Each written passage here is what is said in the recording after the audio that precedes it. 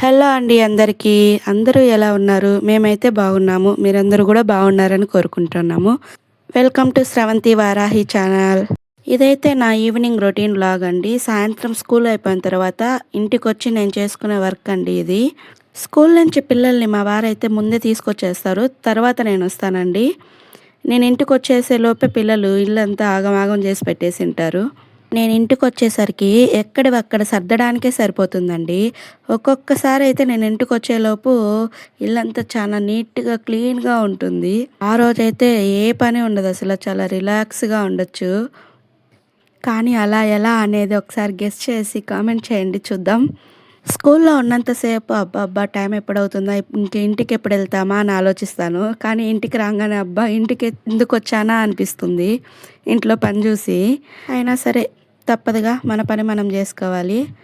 అందుకే రాంగానే ఫ్రెష్ అయ్యి ఇంట్లో ఉండే పనంతా పూర్తి చేసుకుంటానండి.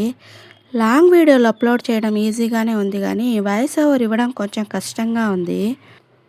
కొత్తక వింత పాతక రోత అన్నట్టు యూట్యూబ్ కొత్తల్లో చాలా ఇంట్రెస్ట్‌గా ఉండేది నాకు. వీడియోలు తీయాలి, ఎడిటింగ్ చేయడము, వాయిస్ ఓవర్ ఇవ్వాలి, ఎలాగైనా సరే యూట్యూబ్‌లో సక్సెస్ అవ్వాలి అని ఒక ప్యాషన్ ఉండేదన్నమాట. కానీ రోజు బిజీ కారణాల వల్ల వీడియోలైతే తీయలేకపోతున్నాను. ఒకవేళ వీడియో తీసినా సరే వాటిని ఎడిటింగ్ చేయడం, వాయిస్ ఓవర్ ఇవ్వడానికి టైమే సరిపోవట్లేదసలా. జ్యువెలరీ షాప్‌కి ఒకాయన యాడ్ ఇస్తాడు గదా! డబ్బులు ఊరికే రావండి అన్నట్టు. అది నిజమేనండి. ఏముందిలే వీడియోలు జేయడము, అప్‌లోడ్ జేయడము, ఎడిటింగ్ జేయడము, వాయిస్ ఓవర్ ఇవ్వడమే గదా! చేసేయచ్చులే అనుకున్నాను. కానీ నిజంగా యూట్యూబ్ చేసే వాళ్ళకి చాలా గ్రేట్ అండి అసలు. వాళ్ళు వీడియో రికార్డ్ చేసుకోవడం ఏంది, వాయిస్ ఇవ్వడం ఏంది, ఎడిటింగ్ జేసుకోవడం ఏంది, ఏదైనా అసలు కష్టపడిందే ఊరికే ఏది రాదు అనేది మాత్రం అర్థమైంది నాకు. అందరూ యూట్యూబ్ పెడతారు గానీ, అందులో కొంతమందే సక్సెస్ అవుతారనేది విన్నాను నేను. నేను గూడా డబ్బు కోసమో, పేరు కోసమో అని కాదు గానీ, నాకు యూట్యూబ్ పెట్టాలి, నేను వీడియోలు చేయాలి, నేను దాని గురించి నేర్చుకోవాలి అని చెప్పేసైతే వీడియోలు చేస్తున్నాను. నాకు దానిపైన ఉన్న ఇంట్రెస్ట్ పైనే నేనిలా చేస్తున్నాను. ఇంక ఇదైతే నేను కాఫీ పెట్టుకుందాము, అంత పనులయిపోయినాయి గదా! కాఫీ అన్నా తాగుదామని పాలు పెట్టుకుంటే, మా వారేమో ఎండకి కాఫీ ఏం తాగుతావు అని జెప్పేసి నిమ్మకాయ నీళ్ళు కల్పించారు. "నువ్వు కావాలంటే వీడియోలు చేసుకో. దయచేసి నాకు తీయొద్దు, నన్ను పెట్టొద్దు" అని అన్నాడు. కానీ నేను ఆయన కనిపించట్లేదు గదా అని జెప్పేసి తీశాను. కానీ ఆయన అక్కడక్కడే కనిపిస్తూ ఉండాడు. ఇది చూసాడంటే ఏమంటాడో అసల. దానికి 2 తిట్లయితే పడతాయి నాకు. సరే నేనైతే పిల్లల కోసం పాలైతే కలిపేసి పిల్లలకి పాలైతే ఇచ్చేశాను. పనుల విషయానికొస్తే నేను మా వారు ఇద్దరం కలిసి మా పని మేము చేసుకుంటామండి. ఎందుకంటే నేను డ్యూటీకెళ్ళాలి, ఆయన డ్యూటీకెళ్ళాలి. నేనొక్కటే అన్ని పనులు చేయాలంటే అస్సలు కుదరదు నాకు. సో, ఇద్దరము షేర్ చేసుకుంటాము. ఇద్దరం కలిసి పనులు చేసుకుంటాము. పిల్లలిద్దరిని రెడీ చేసుకొని, ఇంట్లో పనంతా చూసుకొని, నేను కరెక్ట్ టయానికి డ్యూటీకెళ్ళాలంటే అస్సలు కుదరదు. ఒక్కదాన్నే చేసుకోవాలంటే. కాబట్టి నాకెంతో హెల్ప్ చేస్తాడు మా వారు. ఇంక నేనైతే నైట్‌కి అన్నమైతే చేస్తున్నానండి. మా పిల్లలు ఎగ్ బిర్యానీ అడిగితేనో చేస్తున్నాను. ఈ ఎగ్ బిర్యానీ చేసేది చూసి, "ఏంటక్క మీ ఇంట్లో ఇట్లా చేస్తారా?" అని అనుకోమాకండి. మా ఇంట్లో ఇలా చేస్తేనే తింటారు.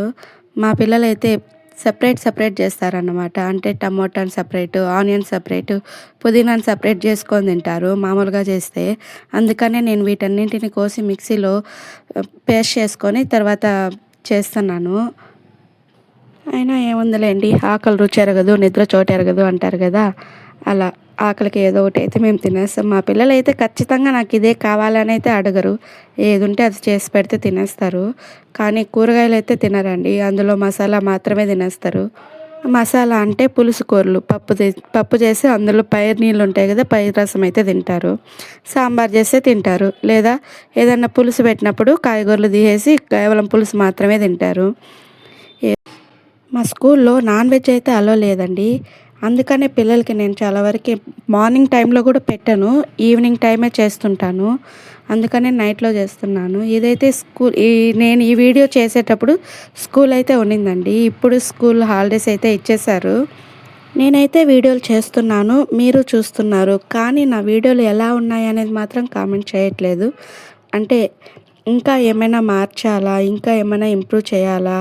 నేను వాయిస్ ఓవర్ ఇవ్వడంలో ఏమన్నా ఫాల్ట్ ఉందా? లేదా వీడియో తీయడంలో ఏమైనా ఫాల్ట్ ఉందా?